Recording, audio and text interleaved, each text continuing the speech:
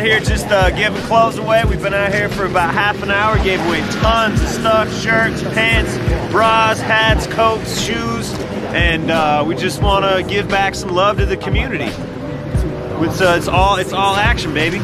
Street action. This is Johnny Hurley. He was a musician, a 5-star chef, an activist, and a member of the local anarchist media collective We Are Change Colorado. On June 21st, he died stopping a mass shooting.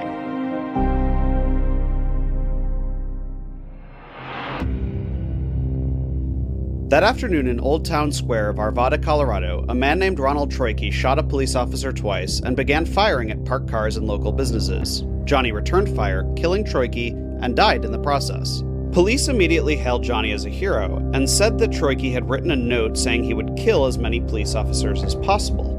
Little is currently known about Troyke, who is 59 years old, or what motivated his apparent anti-police views.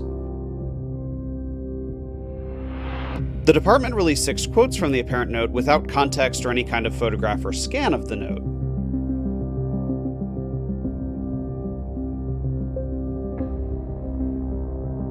Troyke had been arrested in 1992 on a misdemeanor assault charge and pled guilty in 1994 to a DUI when he was about 32 years old, but no records show any apparent recent legal issues. He had filed for bankruptcy in 1992 and 2013, and he was evicted from his home in 1995. The threat to our officers and our community was stopped by a hero named Johnny Hurley. Johnny's actions can only be described as decisive, courageous, and effective in stopping further loss of life. What happened next is equally tragic. A responding Arvada officer encountered Mr. Hurley, who was holding a rifle, and our officer shot him. Our police department and community's view of Mr. Hurley and his actions are heroic. It wasn't until 4 days after the shooting that police revealed it was responding officers, not Troyke, who had shot Johnny, having apparently mistook him for the shooter. The footage police released was incomplete, only from one angle and cutting off before Johnny shoots the shooter and the police kill Johnny. As soon as the story came out, a bunch of us were like, oh, they're not telling us because the cops shot him. Obviously, like 5 days later, they told us that. Oh, they're not going to tell, like, all the things that we thought, as conspiracy theorists, all the things that we thought might be happening, obviously played out over the next 2 weeks. And we're just like, okay, it's crazy and exactly what you would expect from the system that we live in. This is the parking lot where Ronald Troyke pulled in. He was following Officer Beesley. He saw him walking down this way. He pulls into this third spot here, parks his truck, grabs his shotgun out of the car and starts following Officer Beesley up there. He's running, he's jogging. You can see that in the video. Until which point is where he gets up right about where the asphalt ends, maybe a little further, yells at Officer Beesley. When Officer Beesley turns around, he then shoots him twice. Officer Beesley falls over here. At this point, Ronald Troyke starts walking this way. There are police vehicles here somewhere. He shoots out 2 of the windows in the police vehicles, reportedly shoots another one into the air, and at that point, he starts heading back to his vehicle to get the AR-15. That day I was in the store. We heard 7, loud gunshots. There's maybe about 7 people in the store at the time, and Johnny was out front. He just parked in our lot in his truck, and just finished up a cigarette. And within about 20 seconds after he came in is when he heard shots. Johnny just ran straight out.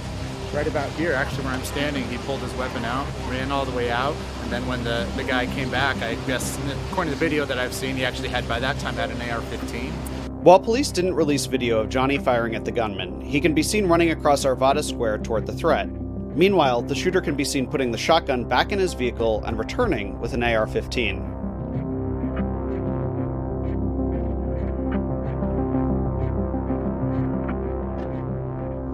So looking west here, we see there's a plywood board and a banner hanging down that says human.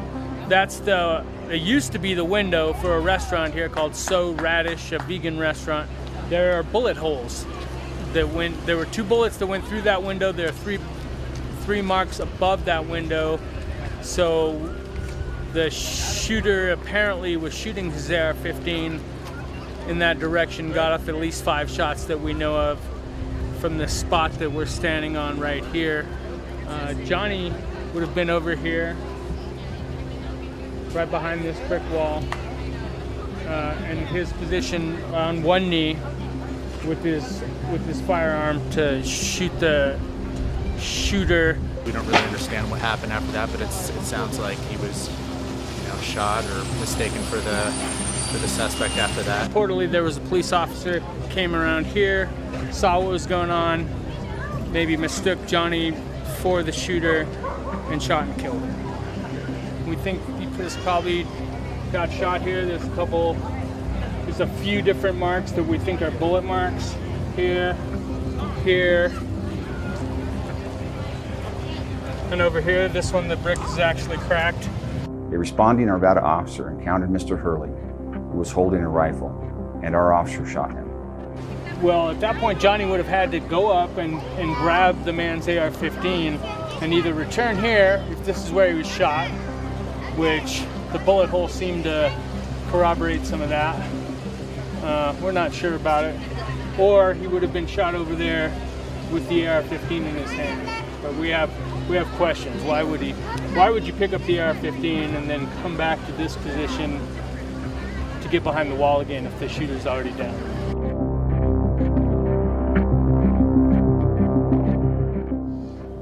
It's kind of a weird situation because he was very critical of the police and he was very critical of the system, and so it's kind of a weird space for, I think, politically,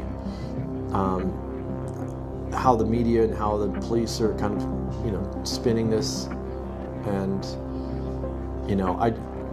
I hope that the person doesn't get lost in the narrative or whatever.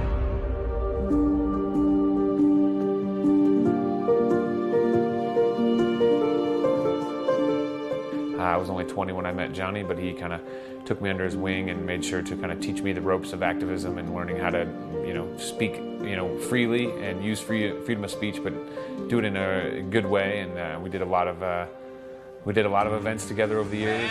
This love requires no permission. This love does not require funding. You don't have to sign a contract. Johnny came around in 2008, and he was always really passionate. It was his idea. We needed to go out and make some love police videos where you basically offer free hugs and to people on the street with signs and just love people. And that was his idea and his brainchild, and they came out really beautiful. When's the last time you hugged another human being? That's a good question. It's been too long, whatever your answer is.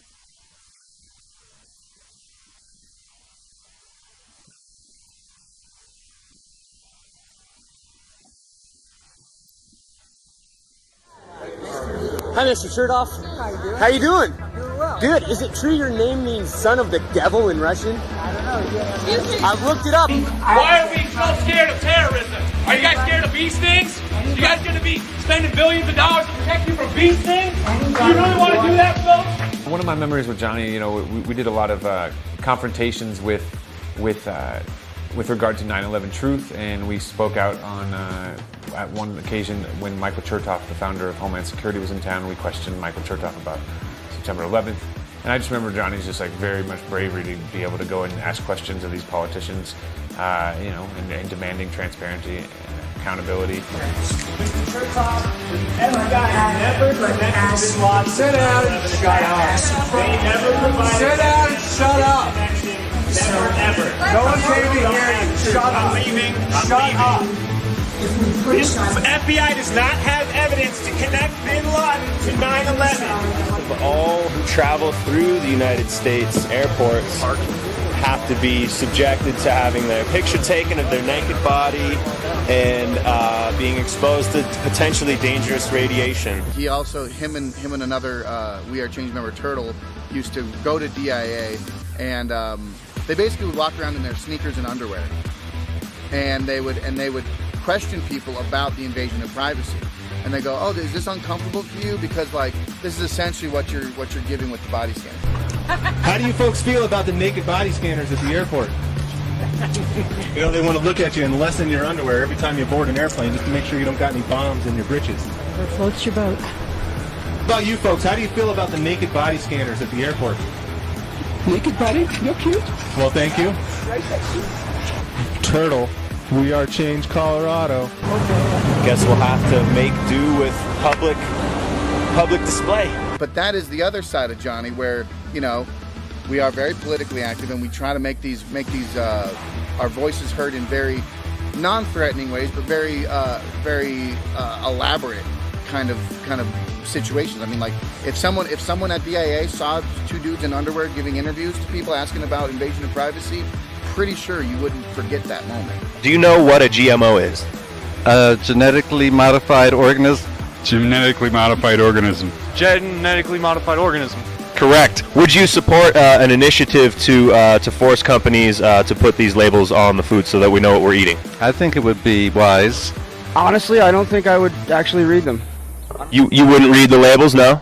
Most people would. Colorado Right to Know petitions getting turned in a train with the crowd over there. I met him originally in 2014 when we were both working on the Label GMO campaign. We were working to get that on the ballot initiative, and he would come over. We hosted educational potlucks where people would come and we'd get together and we'd share food and stories and information, and Johnny would come and play music often and just like be there. He'd cook food for people if sometimes he'd have people that would have cancer and he would go cook the meals, or he would do different events. He was a very great chef, and a very great cook, who would use his skills to share. I met Johnny first in 2013, and he was cooking up some food for the kids. Good, organic, non-GMO food. And it was great. He helped us on Colorado Right to Know labeling initiative for labeling GMOs. And we got it on the ballot, yes, on 105. Show 'em it's funky, show 'em it's not right. It does matter who's wrong or right. Don't eat it, don't eat it, don't eat it. Sometimes people forget the power of the written message, the power of words in your face, big colorful letters that stand out in the public. It's a very effective way of spreading a message. So I came out here. I didn't have to pay anything for this sign. This probably cost me less than $0.25 to make.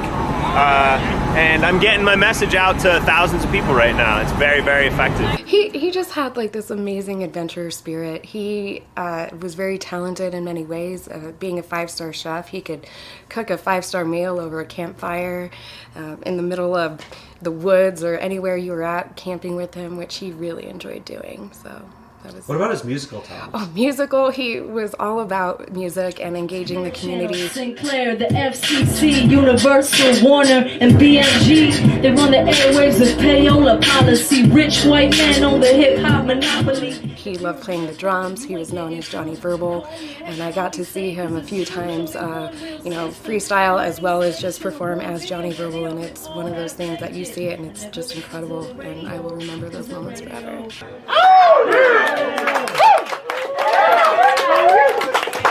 Johnny Verbal! We used to do the We Are Change open mics and bring in music all the time, and if there was any new people, he would always go and engage and talk to them and make sure that they felt welcome.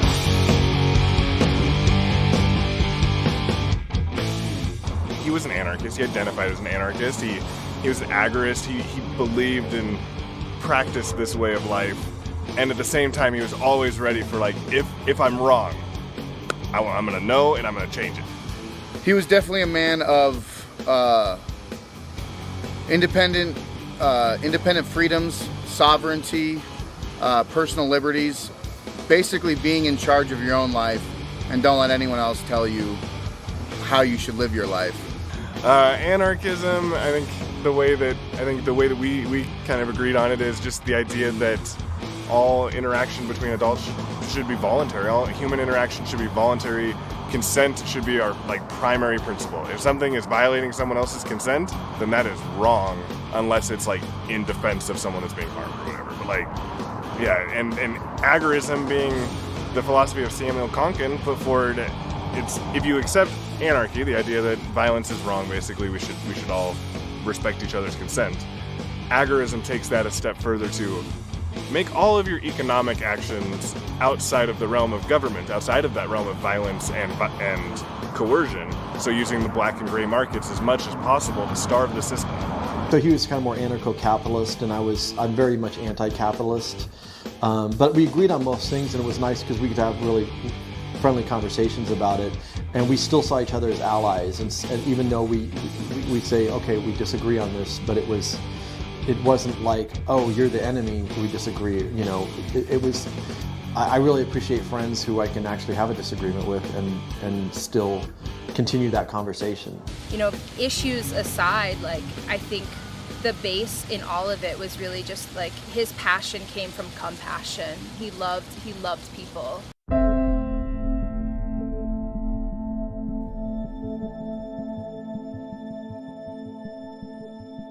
The last moment that I got to really spend with him, he showed me how to use my firearm in a way where even though I'm disabled and have issues with my hands and back, that I was able to protect myself. He got to find out that I am afraid of using my gun and am afraid of it. And so he took the time to show me how to use my gun in a way where I can feel comfortable with it, even though I am not very strong in my arms and in my hands after an injury.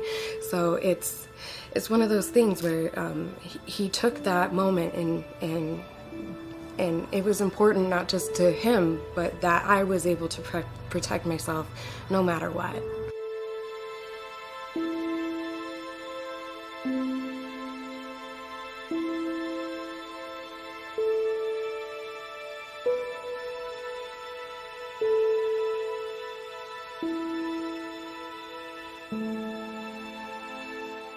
In all those years I knew Johnny, I never knew he carried a weapon. I never knew that about him because it wasn't something he was either proud nor ashamed of. This wasn't your regular gun, just, weekend warrior. This was someone who took it very seriously, was very well trained, and, I think it takes a special person who can go up to someone with an AR-15 with a handgun, in a very wide open area.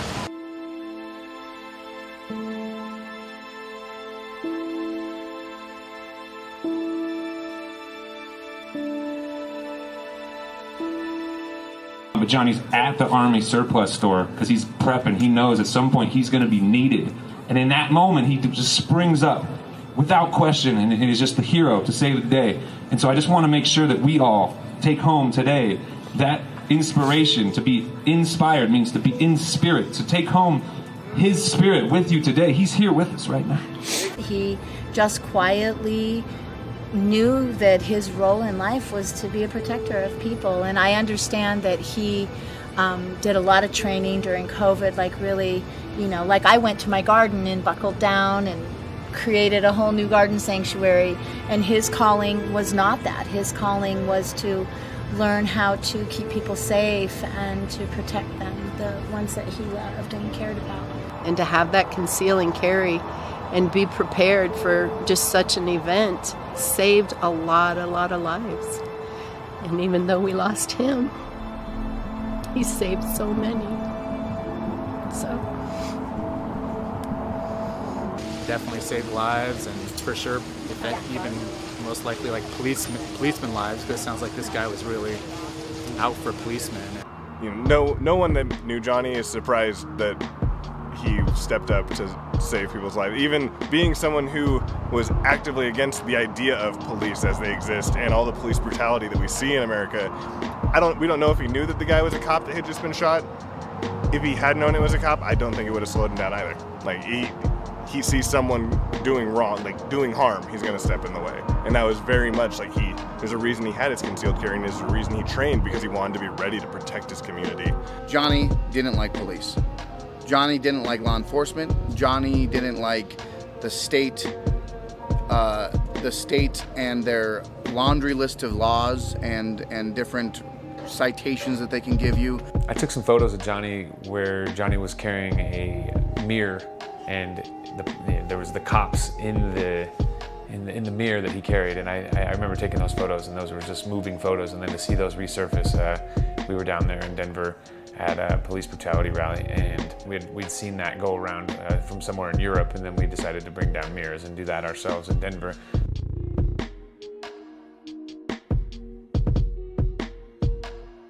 The thin blue line posters with Johnny's name does not do Johnny justice, because that's not who he was.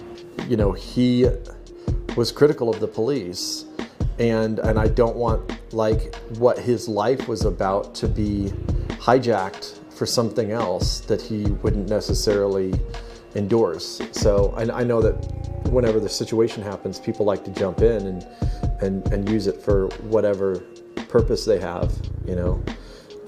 What is the media getting wrong right now?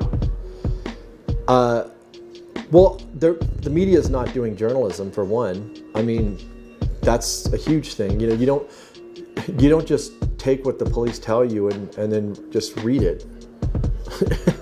You know, there's a lot of questions. There's a lot of questions that aren't being asked that I don't have the answer to, but they're not being asked, and they should be asked. Now at least we know he was shot by the Arvada Police Department, but was that one police officer? Was it more than one? There's so much we don't know that we need to set right in our minds so that we can move forward and begin to work together.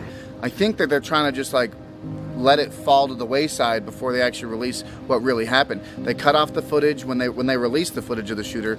They cut off as soon as Johnny showed up to the scene. They didn't show the actual shooter get taken down by Johnny. And they're claiming, and this is still a claim, that he picked up the shooter's AR-15. He would have been on Good Morning America and been a hero. You know, he saved all these lives, and then instead, the people that potentially would have been murdered were the ones that murdered him on accident, and allegedly. We'll see what happens, but yeah, we need the truth. Justice as love, justice as compassion, justice as evolution.